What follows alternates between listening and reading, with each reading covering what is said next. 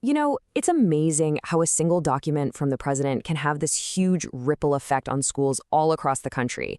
And today, that's exactly what we're going to do. We're going to break down one of those documents, Executive Order 14214, and really get into what it says, what it means for students and for educators. So let's start with the big question, right? What even is this thing? Well, at its heart, it's a formal directive, straight from the president. And this one has a very, very specific target in its sights. And you don't have to look far to figure out what that is. It's all laid out right there in the official title, Keeping Education Accessible and Ending COVID-19 Vaccine Mandates in Schools. That title alone pretty much gives us the two big themes we're going to be digging into. You've got access to education on one side and the role of vaccine mandates on the other. Okay, so every executive order has a timeline. And believe me, this one got moving fast. It was signed on February 14th, 2025, and just a few days later, it was published in the Federal Register, which is what makes it official. But honestly, the date you really want to circle in your calendar is May 15th.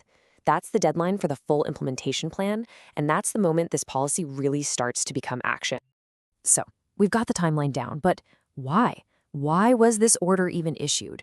To get that answer, we've got to jump into Section 1 of the document itself, because that's where the administration lays out its whole argument, the why behind it all. And this one sentence from the order, wow, this really gets to the core of it. It's built on two really big ideas. First, the claim that the health risk for young people is incredibly low. And second, that connecting education to vaccination is, and I'm quoting here, an intolerable infringement on personal freedom. This, right here, is the main pillar of their entire reasoning. And then the order just keeps building on that foundation, right? It brings up a bunch of other concerns. It talks about a fear that mandates could just be brought back later. And it really frames the whole thing as an issue of personal rights, arguing that these mandates usurp parental authority and can even burden students of many faiths. All right, so with all that reasoning laid out, the order gets to its main point, its core policy. And it all comes down to discretionary federal funds.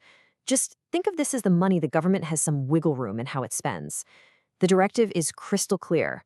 That flexible funding should not, under any circumstances, go to an educational institution that requires COVID-19 vaccines. But here's the thing. A policy statement is really just words on a page, isn't it?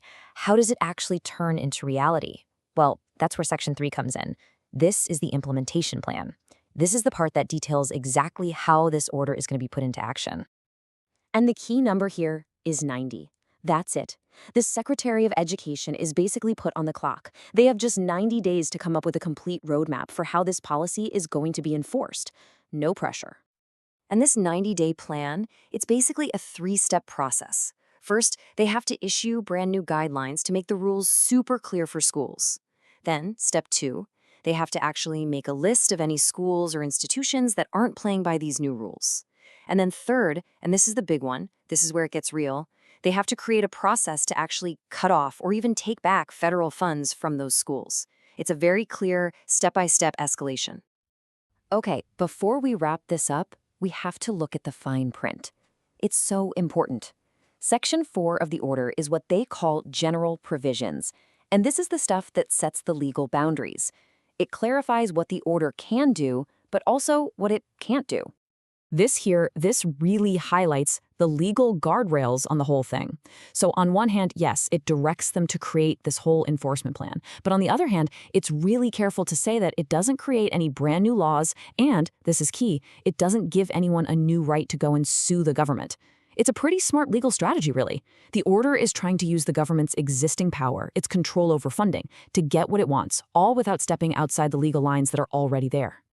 So when you boil it all down, the core idea is pretty simple. Use the power of federal funding to shape school policy. This order sets the stage, and it demands a plan of action. So the biggest question, the one we're all left with, is what happens when the government actually starts to pull that financial lever? What happens then?